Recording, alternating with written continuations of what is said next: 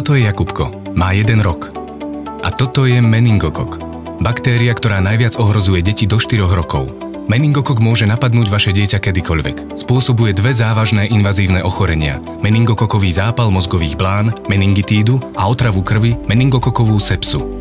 Všímajte si na svojom dieťati nebezpečné príznaky. Vysoká horúčka a studené končatiny, odmietanie jedla a vracanie, podráždenosť a odmietanie dotyku, spavosť, neschopnosť prebudiť sa, rýchle a povrchné dýchanie. Rovnako sledujte ďalšie život ohrozujúce príznaky. Nezvyčajná plačlivosť, vydúvajúca sa fontanela, stúhnutá šia,